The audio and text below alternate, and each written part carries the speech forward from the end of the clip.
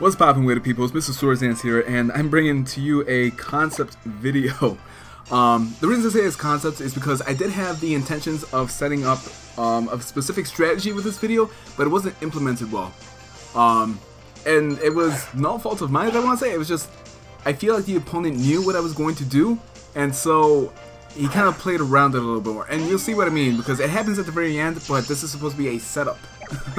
Essentially, we're going to go off with Farfetch just as that joke Pokemon, because we all know how good Farfetch can be.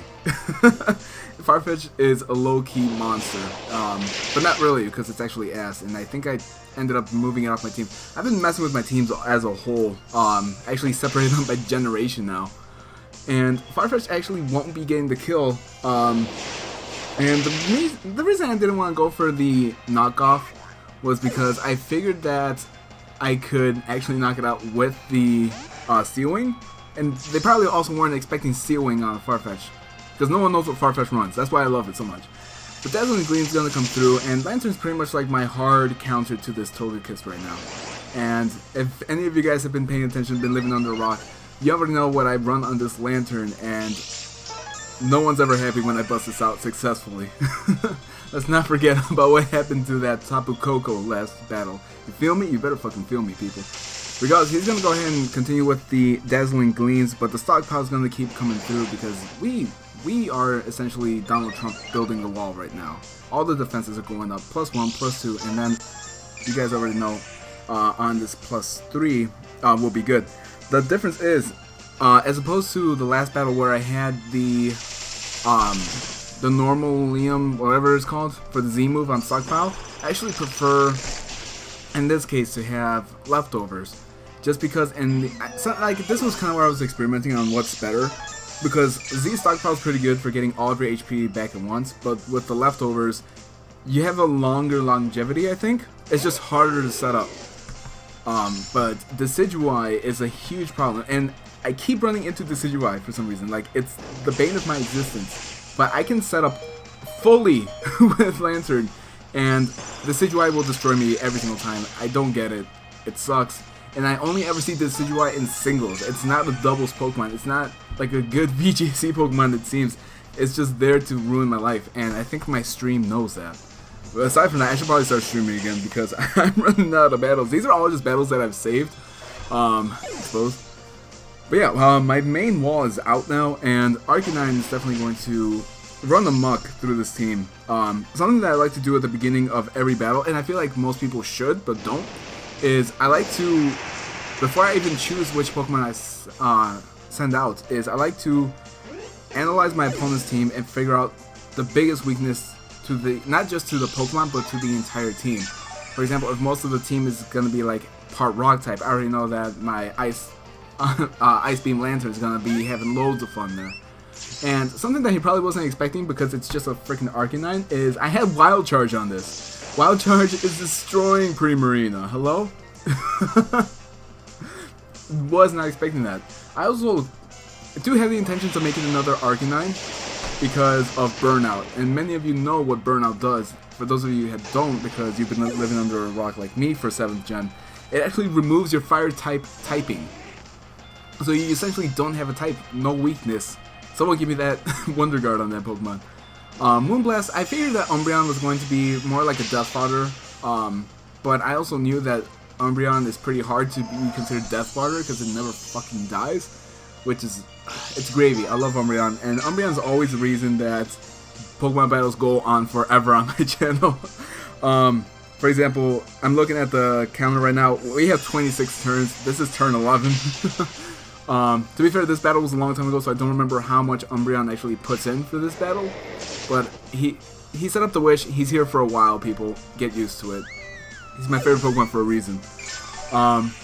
Shouts to Cinchino. Regardless, we're going to go ahead and obtain half of that HP, and then leftovers. It's such a good combo, because if we manage to, for example, if there's a Focus Blast coming at us and we're able to dodge it, we can pretty much get back to health from almost... like, literally, if we're at half, we're good. Like, as long as we don't fall below a quarter health, we're fine on this Pokemon. And even this Ninetales that's about to hit me with the Moonblast, it's still not going to be doing that much damage. special attacks fallen, which is totally fine because we don't run Dark Pulse out of choice. I feel like Focus Blast, or I'm sorry, Foul Play is a much better move on this Umbreon. As a whole, I get why people run Dark Pulse, but lately, especially with this generation, I feel like more people are running Moonblast because fairies are much more predominant than they were in 6th gen. And Moonblast is such a good move for those that want to actually lower your stats. Regardless, like I said, Umbreon's the reason that we prolong all of these battles. Look at that! It's disgusting! It's so good! Like, I don't even get it! but I've been using this Umbreon since, wow, I've actually spent a few years with this Umbreon now that I think about it. I'm going back 3 years? We're looking at X and Y? Maybe? I have to fact check that, but I'm pretty sure this is like a 3DS Umbreon. It's not original DS Umbreon. Now, if you want to talk about the old school, that's Lanoon right there, because Lanoon can't get Extreme Speed and Belly Drum since 3rd gen. Regardless, like I said, this is already, what, 4 turns that Umbreon's just been doing the same stuff over and over again, and it's so good. The main thing here that's hindering me a lot is the hail. Aside from the fact that, and here's another thing. Ninetales should have, Aurora revealed at some point, but I don't think that they have. Regardless, Umbreon got enough health to the point where I think it's okay to switch it out. And if you saw the team in the very beginning, you kind of know where I was going with this. And then this is kind of where I messed up. Because, like I said, this is the kind of team where I have to set up very specifically, and if my opponent doesn't have any physical attackers, it's null. Like, it's not going to work. And we're already so deep into the battle that I feel like no matter what, it's just not going to work. And I don't want Umbreon to be taking the damage right now. But regardless, we're going to go ahead and actually Body Slam and do a decent amount of damage to the Ninetales. But Slacking is pretty much on his last legs already. And keep in mind, Slacking does have the Taunt ability, so we're not doing any damage this turn, so I decided to switch out into Cofagrigus. Because, like I said, the intention was for Cofagrigus to come out and essentially make contact with, or have the opponent make contact with me to get the Mummy ability. For those of you who are unaware, Slacking actually has pseudo-legendary, pseudo-uber stats. Like, we're talking, I think 600 minimum base stats, which can run through anything. But it's hindered, it's very much hindered by the Taunt ability. So if there's any way, shape, or form to get rid of that, trust me, it's through Cofagrigus. But in a scenario like this, where we're just not able to set up at the beginning of the battle, he's already run through half my team. I'm struggling with the last 3 Pokemon, which one of those Pokemon is pretty much null. Like I said, Slacking can't do anything if there's no setup to it. So Incineroar's, I already kind of expected him to go for the Darkest Lariat, which is fine. I figured Cofagrigus isn't going to be living this. We're taking super effective, but at least we can transfer the AIDS. I mean Mummy. Same shit, really. Because once you get Mummy, you're gonna die.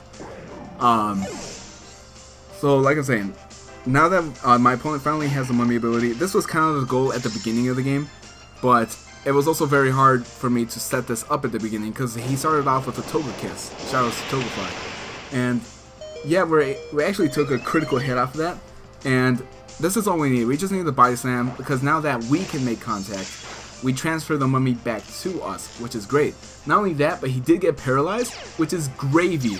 Because Incineroar could have easily just knocked out my Slacking the next turn because of that +1 off that flame charge. But, you know, the Pokegods are smiling on us. Arceus is like, yeah, I got you, dog. And we're actually going to go for the Slack off here, because I don't think that my opponent had any kind of fighting moves on his Incineroar. And he actually went for the Flame Charge again, which I get. He's trying to build up the speed to counter because I believe if you get your speed up to a certain point, you can actually override the paralysis, except for the fact that you'll still occasionally not attack. But I figured, hey, you know what, now's a good time to actually get some health back. He's gonna go into paralysis again. We're just gonna be resting up, we're gonna be slacking up and getting almost all of our health back. Almost. We're very close, and then even with leftovers, we're still not quite reaching it, but we're just about there. Almost. What, like, less than 10 HP away. He actually managed to get another Darkest Lariat, and like I was saying, he was able to get his speed up to +2, and he overrode the speed reduction on the paralysis. Regardless, we're still going to knock him out. There's only 2 turns left, people, and it's 3 against 1. Oh no, it's 2 against 1 because Clefairy gets died. And I know that nothing's gonna be beating Umbreon. Superior with Contrary, it's very common. You've seen it in the last video. It's definitely going to be doing a lot of damage if it could make contact. For whatever reason, it missed, which, again, I'm never complaining if my opponent misses. He gets paralyzed again. He knows it's GG. He knows it's over. Curtain's closed. It's a wrap, people. But like I said, this was initially meant to be made at the beginning of the game, because he would essentially be fighting like a Regigigas at this point, which none of y'all should ever have to fight Regigigas if you can get the slow start off. Regardless, shoutouts to Alex, my doppelganger. You can see that he's practically like me. Change the frames, and that's me right there. Because I gotta get up out of here. I actually have company over, so I will peace out for now.